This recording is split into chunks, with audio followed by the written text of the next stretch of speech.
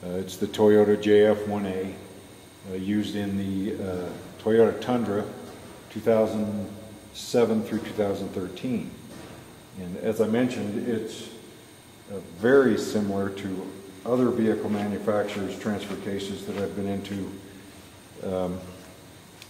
Works very much like it, just has a few unique components to Toyota, but it's as far as service is concerned, but it's this, if we took apart a new process or a Borg-Warner or a Magna Powertrain transfer case, it would be very similar to what we're seeing here. So once again, just because this is a Toyota transfer case doesn't mean that it's different than anyone else's. It's very similar. All right, so let's look at the components to begin with. Starting up here at the top, I've got an output shaft from an automatic transmission splined into the input shaft of the transfer case. Well, the input shaft itself right here is actually connected to the sun gear inside of this planetary gear set here. Now, all transfer cases have a planetary gear set if they have a low gear range for four-wheel drive. So not all transfer cases have four-wheel drive low. Some of the all-wheel drive vehicles do not have a low. Some transfer cases will have two sets of planetary gears, and they are called open differential transfer cases. And the second set of planetary gears is to allow the front and rear drive shafts, or propeller shafts if you want to call them that, to rotate at different speeds, like when you turn corners in an all-wheel drive vehicle.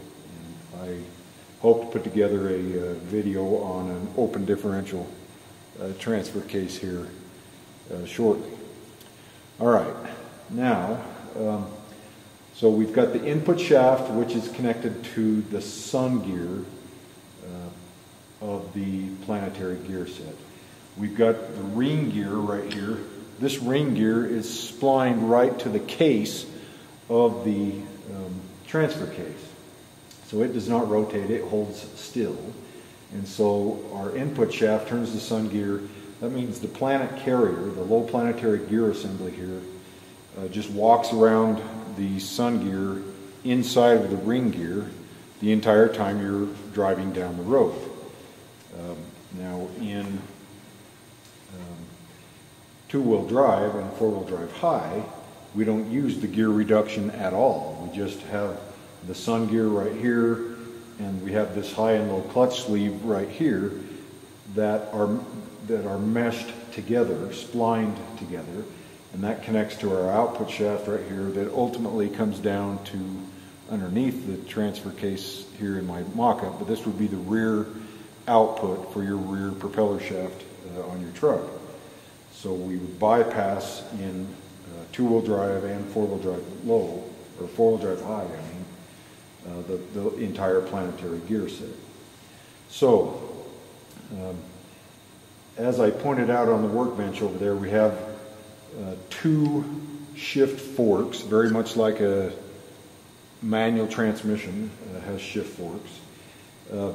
Toyota calls this upper fork here that's made of aluminum the number 2 shift fork, and I made a note here on this label that this shift fork controls whether we are in four-wheel drive high, which is also two-wheel drive, or four-wheel drive low. And I've got arrows here indicating which way is which. When this shift fork moves up, that's four-wheel drive high, because that connects this sleeve to the sun gear, and we bypass the planetary gear set. When it moves down, we are in four-wheel drive low, and that connects this sleeve to the planet carrier rather than the sun gear, and so all the gear reduction, which I believe it's a 2.64 to 1 gear reduction, or 2.72, somewhere around there, in four-wheel drive low. That's a pretty typical gear reduction gear ratio, unless you have a Jeep Wrangler And they have an optional 4-to-1 reduction planetary gear set in theirs for extra torque capability. All right, then our output shaft continues down, and we have another shift fork. This is called the number 1 shift fork, and it controls whether we are in 2-wheel drive, which is when the shift fork is up, which is the position it's in right now, or 4-wheel drive when we move the shift fork down. And if you look closely here, you can see a brass blocker ring, a synchronizer, right there. Let me zoom in so you can see that a little better. So here's our brass synchronizer ring right here. This clutch synchronizer sleeve is going to connect the output shaft, which is spinning inside of the drive gear for this chain, but not connected to it in 2-wheel drive. It's going to connect it to the drive gear and through the chain, turn the driven gear, and our front propeller shaft, here's our front output right here to go to the front differential. So in 2-wheel drive, none of this will be rotating, it'll just sit here. But in 4-wheel drive, we move this shift fork down, and that connects the output shaft that normally just goes to the rear of the transfer case. So down here to the rear in 2-wheel drive, like right now, it rotates and the chain is not moving. But if we were to move this shift fork down, then we would be in 4-wheel drive. Now, manually shifted transfer cases are going to control these 2 shift forks with the shift lever itself. It's going to mechanically, with your hand, push forward or backwards on these shift forks to go into 4-wheel drive. And once you're in 4-wheel drive, then it would allow you to pick 4-wheel drive low. Which, by the way, we don't, 4-wheel drive low is not synchronized on most transfer cases, although there are some. And that means that you do not shift in and out of 4-wheel drive low unless the vehicle is stopped. Automatic transmissions need to be a neutral. Manual transmissions, you have to have your foot on the clutch to release the engine torque. But the in and out of 4-wheel drive high, it's called shift on the fly. And you can shift in and out of 4-wheel drive high at most vehicle speeds. This particular Toyota has a limit at, I think, 63 miles an hour. It won't let you shift into 4-wheel drive above 63. If you get down below 63, you can shift in, and then it'll stay in going above. But on this model and most other transfer cases, once you're in 4-wheel drive, this front output flange and the rear output flange are locked together. That does not allow the front and rear propeller shafts to turn at different speeds, so it doesn't allow the front and rear tires to turn at different speeds, and so it causes the tires to bind when you try to turn corners. And anyone who's driven a 4-wheel drive on dry pavement knows what I'm talking about. Well, this particular transfer case, instead of being manually shifted, has the electric motor. Let me zoom out just a little bit here. So right over here, we've got the electric motor. There are 2 electric motors. There's a separate electric motor for the shift fork, that the number 2 shift fork that most other manufacturers call the range fork. It puts us in the low range or the high range. And then it has another electric motor that controls the mode fork that Toyota calls the number 1 shift fork, that puts us into the 2-wheel drive, or in the 2-wheel drive mode that we're in, or if we move it down, we will go into the 4-wheel drive mode. Inside of this electric motor actuator, shift actuator assembly, besides the electric motors, there are position sensors called limit switches, because the electric motors don't know when to stop trying to move the shift fork, and so there are limit switches in there. And I believe each motor has 3 limit switches that a computer watches. So when you push a button to go into 4-wheel drive, it's just a request to a computer. And on this model and a lot of other just electric shift transfer cases, it's a request to a computer, and It looks at where it's currently positioned off of those limit switches, and then we'll run the electric motor to the other position, moving the shift fork up or down, depending on your request. And then it also has a switch that lets the computer know when we are actually in the four-wheel drive mode, because we need to know if we're in four-wheel drive mode, because in order to engage the front differential, we must first be in four-wheel drive on the transfer case. There's a proper sequence for all of that to happen. So we have to first go into four-wheel drive on the transfer case, then engage the front axle, front differential. If you try to do that in the opposite order, it will not work, and you can cause some damage there. Well, I've got some jumper wires connected to the shift actuator assembly. The shift actuator assembly, as I said, has limit switches, but it also has, and let me zoom in here, see if you can see them, right here, it's a little bit behind that chain, there's a little C-clip, and right up here, zoom out just a little bit so you can see it, there's a C-clip, and then this shift fork here also. The upper case, or the rear case of the transfer case, is going to sit right here, and it will physically prevent these shift forks from moving too far, even if the electric motor doesn't get its limit switch signals correctly. It will physically stop that actuator from running the shift fork too high or too low.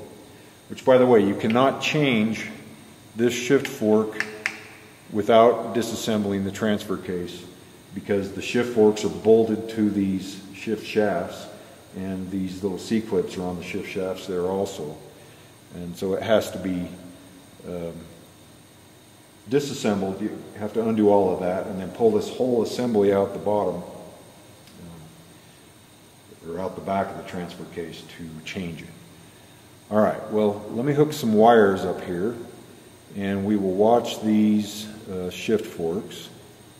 The first one I want to do, because it's the proper order to do it in, is to move the mode fork, or the number 1 shift fork, as Toyota calls it, from two-wheel drive into four-wheel drive. So I want you to notice right now, if I turn the input shaft, oh, whoops, I'm in the, excuse me, I'm in the low range right now. I don't want to be in the low range, so I need to go back to the high range first. So I'm going to move the, I thought I had this set up right, but I guess I messed it up. I need to move this shift fork up to engage us into the high range of the transfer case. And so, let's see, move it up. Okay. Just lightly touch some wires here. There we go. I've moved that transfer case up. Not the transfer case, the shift fork up. And now we have, there we go, a direct connection. We're in two-wheel drive. Let me zoom out a little bit so you can see the output shaft rotating. There we go. Okay, so we've got the output shaft right here. We've got the input shaft right here. And notice that one turn in equals one turn out. That's two-wheel drive mode. Notice the chain right here is not rotating, so we are in two-wheel drive. Now, we want to move our mode fork, or number 1 clutch fork, down to engage our output shaft into the drive gear of this chain, so it'll turn the driven gear in the front output shaft. So to go into four-wheel drive mode, I need to move my jumper wires just temporarily. You don't hook the wires up and leave them there. It's just a momentary connection. So let's see, put power to the red wire. Here we go. This should go down right there. So there is our four-wheel drive mode. So we moved the shift sleeve down. We've connected the output shaft to the drive gear of the chain. And now, as I turn the input shaft, notice that both the rear output shaft and the front output shaft turn at the same time. But it's still with a 1-to-1 gear ratio. So that's four-wheel drive high right there. Now, if we want to go to four-wheel drive low, I've got to move that other shift fork back to where it was initially in my demonstration, which was wrong. So let's see, we'll put power to the blue and brown to the black. This should bring it down right there.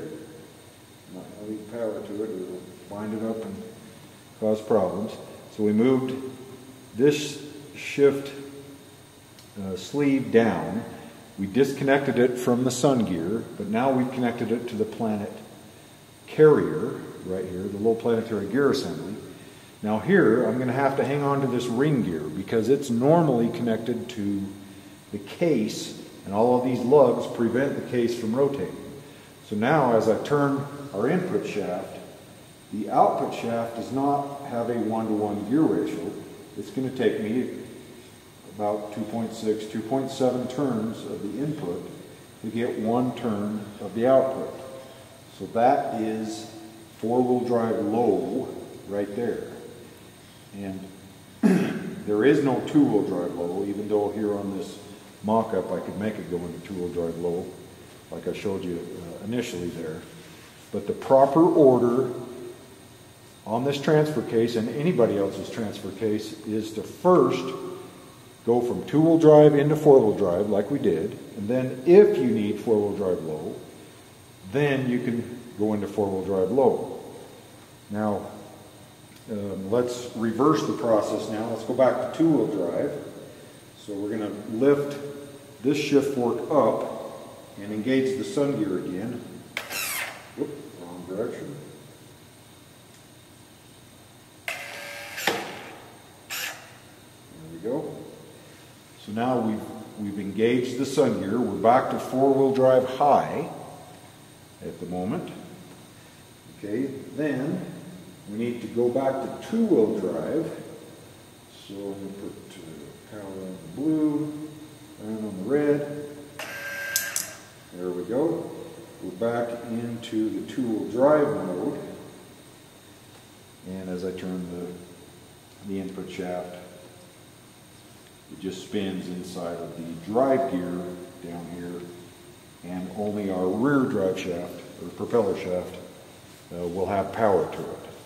So that is the proper sequence and operation of this transfer case. Other vehicle manufacturers will have electric motors also, but all they are doing is moving a range fork and a mode fork in the proper order when you request it. Almost all of them have some sort of limit switch feedback. Some manufacturers call it an encoder, E-N-C-O-D-E-R. A lot of these have scan tool data where you can look at the positions of those limit switches and determine if you have a problem. Let's say you've commanded four-wheel drive, but you see that the limit switches tell you that it's in two-wheel drive or four-wheel drive low. It could be a limit switch problem, it could be a wiring problem, it could be a computer problem. But all manufacturers that have computer-controlled shifting have some sort of electric motor, wire harness, trouble codes. Most of them have scan tool data, but not all of them. Some of them have just flash codes where you'll jumper a couple of pins at the data link connector to get the trouble code for the transfer case. So that's how a transfer case works. Almost anybody's transfer case works this same way for what's called a part-time four-wheel drive system. I'll show you a full-time four-wheel drive system in a different video.